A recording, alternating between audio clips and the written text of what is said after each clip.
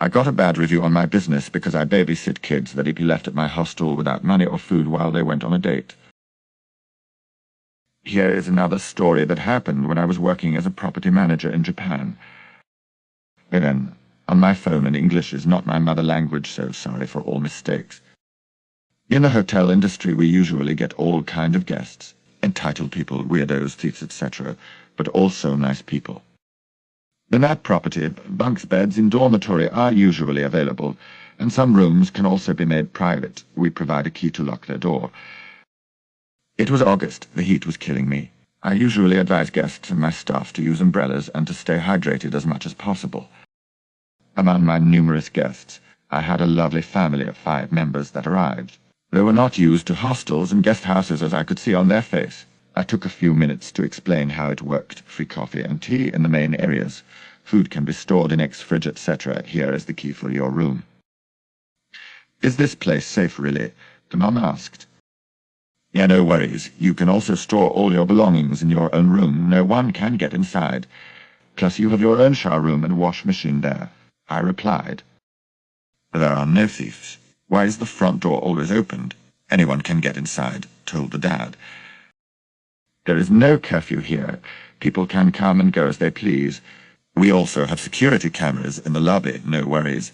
I tried my best to reassure this family who seemed not used to travel a lot. Plus, don't forget, we are in Japan. It is pretty safe.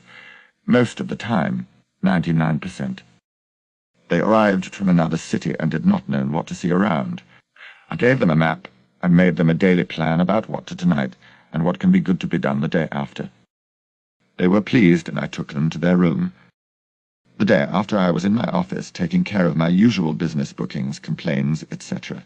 My receptionist came at around 11:30 to ask me something. Everything okay? I asked. But then I saw the 3 kids, really young, from 4 to 8 years old max. Can't remember.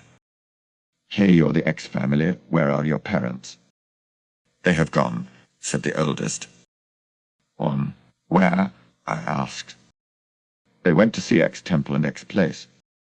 You are not going with them. They told us to stay here and to ask the receptionist to borrow money to buy food. I felt a bit awkward and looked at my receptionist, who nodded. They did not give you any money? I asked again. They just replied no. They did not told you when they would be back? They replied no again.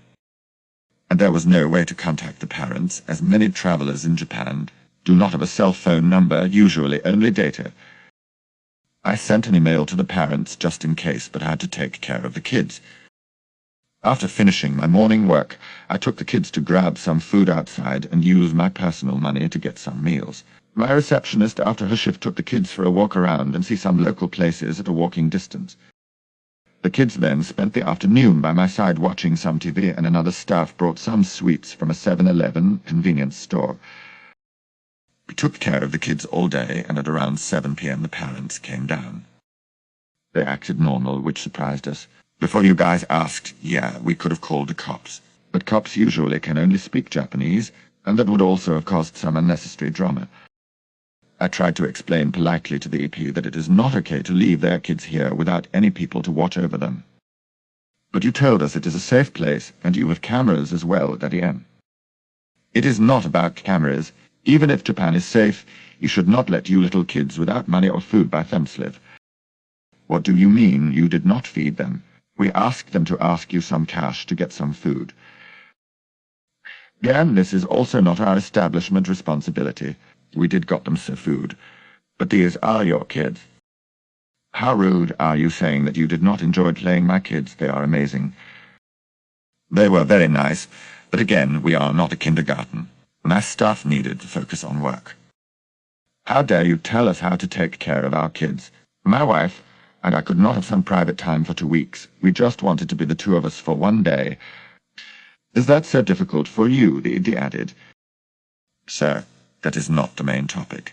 I want to tell you that other places may not take care of your kids. We were expecting that you would at least feed them for the price we paid for a room in a place we have to share with so many other people. It went on and on. They left to have dinner together and checked out early in the morning. I had to mention they never paid me back the money I used to feed their kids. And they left me 3 stars review out of 5, which is honestly total crap. My goal as a manager was to push reviews to have an average of 4.8 or 4.9. For people working in the industry, being less than 4.8 may have a significant impact on our sales. It took so many 5 stars reviews to being able to jump back to 4.7 and then 4.8. People don't realize how hard it is to maintain some standards. And the review content, the staff was rude, service was average. I was furious, and unfortunately there is no revenge on that story, only a bitter taste in the mouth. My staff and we did not stop treating people well or coarse. We still cared about all guests, but damn, getting this kind of guests is really tough sometimes.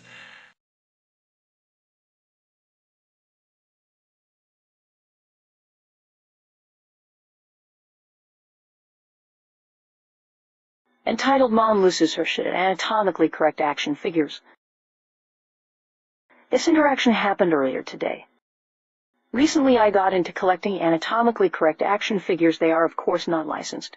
Basically knockoff products, but they are cool. Each figure is about 25 centimeters tall and, as stated before, 100% anatomically correct. I have about 30 of them in my games room, mostly the bad guys from DC and Marvel, plus a few custom orders from video games I like. They are all tasteful, but unless you go into my games room, they are completely out of sight. My adopted daughter had her friend over today. We have been out of town for 3 weeks. Well, her friend's mother came to pick her kid up, and I wanted to be the good host, so I invited her in for a coffee. In living room, I have a few paintings up, abstract female body paintings. Of course the EM sees it. It's not like I hide it or anything, and goes from nice to Karen in 0.00005 seconds. I got screamed at about having such trash porn in my house. She hadn't even been in my house 5 minutes. Well, she got herself all bitchy and starts matching around my house, opening up doors looking for her kid, and stumbles into my games room. And of course the first thing you see is my display case with the figures in it. Well, she did not like seeing the figure of Harley Quinn with her shirt pulled up over her tits, and she fucking loses her mind. The bitch waffle literally opened my display case and started pulling my figures out, shouting, "This porn is disgusting, immoral, blah blah blah. I see it as art and cool." Well, with her hands on one of my figures, I slap her hand and take it, and I go in rage mode. I say, "It's my house, you can't dictate what this or is not in it. And it's in a closed room where it can't be an affront to your eyes." The kids hear the shouting match and come out of my adopted daughter's room, and Karen grabs her daughter's arm and marches out of my house. Now I think my kid has lost a friend because her mom is psycho.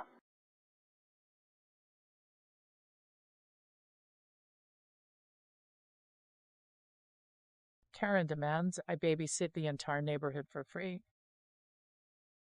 Like when I was a kid, my uncle married a woman I despised. She was a manipulator, social climber, and an all-around gross person. She had 2 sons from a previous marriage. At the time of this story, I was 14, and the boys who were horrendously behaved were 6 and 8. I had sworn off babysitting them because they would try to physically hurt me, and she refused to pay me, but made an exception this one time because her sister-in-law was receiving her prison sentence for having sex with a high school student she taught. I felt sad for their family, so I said I would do it for free just this once.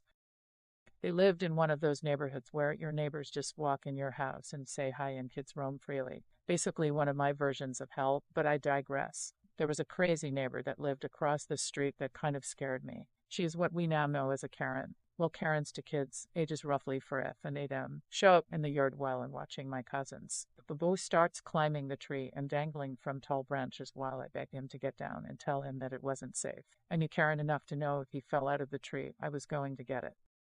The boy refused and climbed higher and higher, so I said he needed to go home, but he wouldn't. I said fine, but my cousins and I were going because I would not be responsible. He tried to follow us in, and I had to lock the doors. About 15 minutes later, Karen comes pounding on the door, screaming at me to get out there. So I go out, afraid the boy had gone back in the tree and hurt himself. But no, she was livid I wouldn't babysit her kids. She got right in my face to the point I could smell the box wine on her breath, and screamed how if one neighbor has a babysitter, the whole neighborhood has one, and that's how things are done there. I calmly said I wasn't even getting paid, but if they want to organize group babysitting, call someone else, because I was 14 and too young to do it. I told my uncle's wife what happened when they got home, and she took her turn yelling at me and accused me of trying to ruin her friendship with Karen. I just stood there when my dad picked me up. I waited until we got home to tell him what happened, and he called my uncle in a rage. But my uncle agreed I should have babysit his stepkids, Karen's kids, plus the other 3 kids that were there, but not causing trouble. I never babysat them again, and several years later the marriage ended in divorce when my uncle took one of the kids to the park and found her on a date with one of her boyfriends. Lol.